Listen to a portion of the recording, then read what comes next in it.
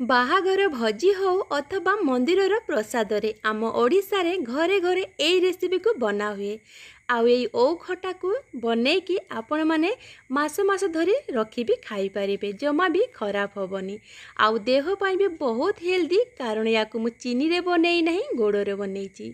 तो यही ओ खटा बनैया पाई मु दीटा ओ को नहीं ताकू भल भाव रे धोई कि मु काटी नेबी। तो ओ काटिला बेले बहुत सावधान रे काटिबे जेहेतु एटा बहुत लालुआ हाथ कटि जबार संभावना थाए। तो ओ को देखो तो चोपा छोड़ी कि मैं एमती पतला पतला करी काटी नेइची। तापर एपटे गोटे करेई रे आधा चामच जीरा, आधा चामच पान महुरी, आधा चामच धनिया, आधा चामच जुआणी आउ 3-4टा सुखिला लंका 8-10टा देइची गोलमरीच देला परे याकू आमे लो फ्लेम रे टिके भाजी नबा। जेते बेले ए सब मसला रे कलर हल्का चेंज हे जिवो तार गोटे भल बास्ना बाहरिबो सेते बेले गैस रे फ्लेम को ऑफ करि देई ताकू नेई कि प्लेट रे ठंडा करि नबा। भल भाव रे ए मसला को सब ठंडा करिला परे मिक्सिंग जार रे देई ताकू एमिति गुंड करि नबा। मसला को पूरा प्लेन करी गुंड करिबेनी एमिति देके खदड़िया रखी गुंड करिवे। एपटे देखंतु करेई रे गोटे बड़ चामच सोरिष तेल देइची, आधा चामच पंचफोटन, 2टा सुखिला लंका आउ 2टा तेजपत्र देकी हल्का ताकू आमे भाजी नबा। भाजी हो गला परे काटी रखिथिबा ओ को दे देबा।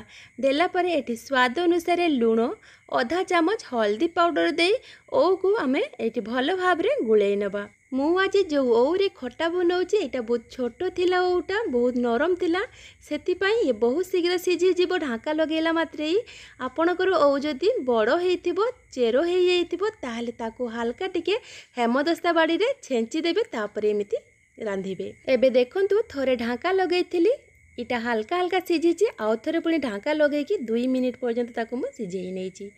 तो एबे देखंतु ओटा भल भाव रे सीझी जाइची पूरा सॉफ्ट हो जाइची। याकू आउ बेसी मु घांटीबिनी नले एटा पूरा घांटी जिवो खटारे खाइबा पई भल लागिबनी।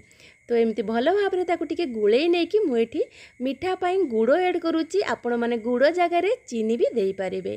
तो गोटे कप रे मापी कि मु आधा कप एठी गुड़ देइची।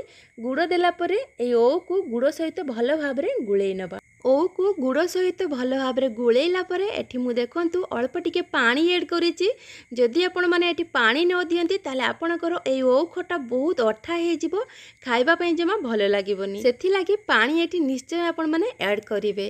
तो पानी देला परे भल भाव रे ओ को गुड़ सहित गुळेई नेइची आ मीडियम फ्लेम रे ताकू 1-1.5 मिनिट फुटेइला परे गुंड करी रखि दिबा मसला उडा देई देइची। आ कलर पई देखंतु काश्मीरी लंका पाउडर आधा चामच देइची। तापर ताकू भल भाव रे गुळेई नेइची। एबे गैस रे फ्लेम को ऑफ करी दे ताकू 5 मिनिट ठंडा हवा पई छाड़ देबा तापरे खाइबा। तो देखंतु ए ओ खटा केतेटा यमी लागुची आ खाइबा पई बहुत टेस्टी। ए ओ खटा को बनेई कि आपण माने मास मास धरी रखी भी खाई पारिबे। निरामिष भात डालमा सहित हो अथवा आमिष दिन बहुत टेस्टी लागे। तो आज यही ओ खटा रेसिपीटी आपण मानकु जदि भल लगी थाए वीडियोटी को लाइक करिवे, शेयर करिवे, कमेंट करी निजर मतामत निश्चय जणेबे। मु पुणी थरे आसबि आ गोटे एमितिका रेसिपी नहीं विदाई नउची। जय जगन्नाथ।